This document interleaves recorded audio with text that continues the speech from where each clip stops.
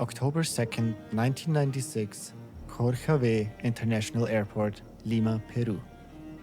It's just after midnight and Aeroperú Flight 603 is being prepped for departure.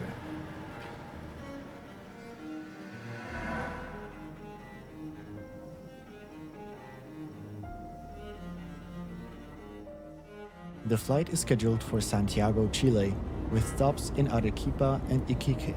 61 passengers board. 9 crew members join them. The captain is Eric Schreiber, a veteran with thousands of hours in the air. His first officer is David Fernandez. At 12:41 a.m., Flight 603 pushes back. The engines spool up. The aircraft accelerates down the runway and lifts into the black.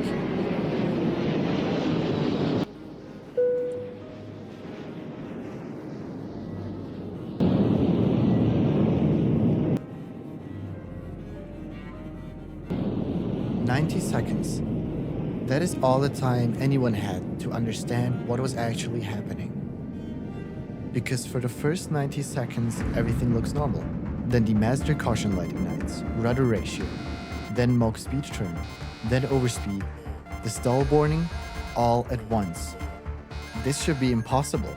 An aircraft cannot be flying too fast and too slow in the same instant. So what was actually going on? Schreiber and Fernandez stare at a wall of contradictions. The airspeed indicator climbs, the altimeter unwinds, then freezes, and then jumps. Warning tones stack on top of each other in the cockpit, a chorus with no melody.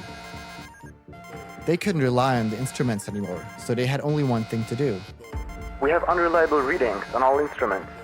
Fernandez radios to Lima control. His voice is level. This is a trained response, not panic. Not yet. The controller asks for altitude. Fernandez reads a number off the altimeter. Neither he or Schreiber has any way of knowing that the number is meaningless. Lima's air traffic control has a problem of its own. The radar covering this stretch of Peruvian coastline was built to track aircraft, not to independently verify their altitude over open ocean at night. The controllers can see a blip. They cannot see how high it is. They are entirely dependent on what the cockpit tells them. Schreiber makes a decision, turn back and return to Lima. The crew begins work in the emergency, running checklist after checklist for unreliable airspeed, trying to cross-reference systems that seem to agree on nothing.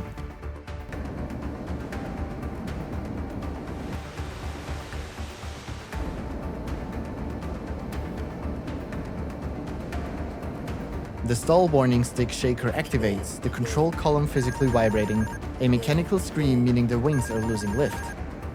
Schreiber pushes the nose down, the textbook's response to a stall. But the readings also say the plane is going too fast. Push the nose down for a stall, pull up for overspeed. Fernandez keeps reporting numbers to Lima, 9,000 feet, then a jump, then a different number entirely. The controllers write down what they are told, trying to build a picture of an aircraft that, by this point, no one on the ground or in the sky can actually place in three-dimensional space. Someone in Lima's control center has an idea. There's another aircraft in the area, a cargo plane, a Boeing 707. It has working instruments. If it can visually locate Flight 603 or fly close enough to relay a real altitude, the controllers might be able to give Schreiber something true to hold on to. Inside Flight 603, the alarms haven't stopped. Schreiber and Fernandez are exhausted, minutes into a flight against instruments that refuse to work.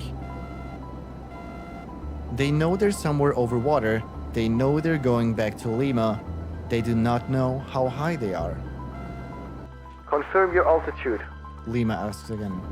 The number that comes back is one of the highest reported that night. It suggests the aircraft is safely above any water hazard.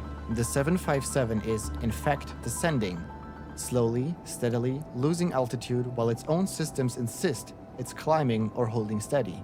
2 experienced pilots have every reason to trust the numbers in front of them.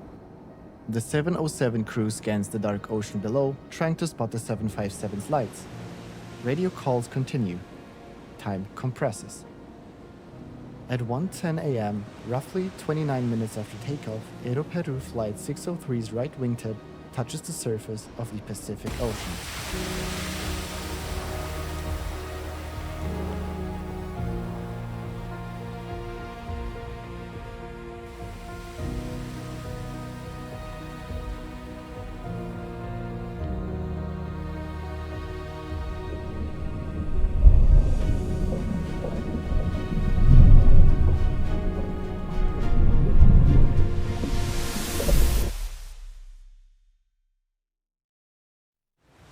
All 70 people aboard are dead. 58 passengers, 9 crew, 3 infants, no survivors. The search begins within hours. Peruvian Navy vessels comb the crash zone off the coast near Punta Negra. Wreckage surfaces only, seat cushions, luggage, pieces of fuselage skin, some still bearing the airline's blue and white paint. It takes days to recover what the ocean is willing to give back. Investigators recover the flight data recorder and cockpit voice recorder. What they find inside deepens the mystery before it solves it. Every primary flight instrument on that aircraft had been fed corrupted data from the moment of takeoff. Not one system, all of them simultaneously.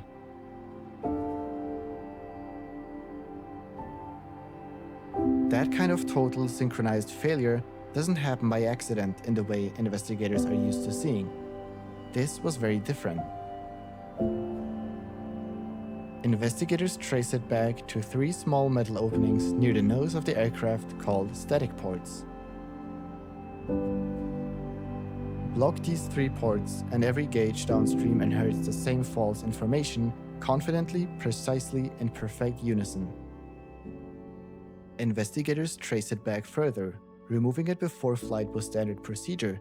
On this aircraft, on this night, that one step in a long checklist simply didn't happen.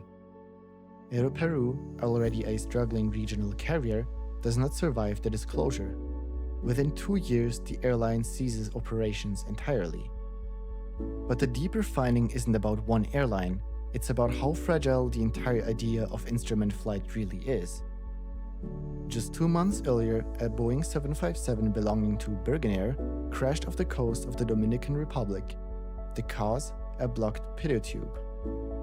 Regulators respond. New protocols require visual and physical verification that static ports are unobstructed before departure. But checklists only work if they're followed. Every safeguard added since 1996 depends, in the end, on the same fragile thing that failed in October that night. A person doing a small job correctly, with no one checking behind them.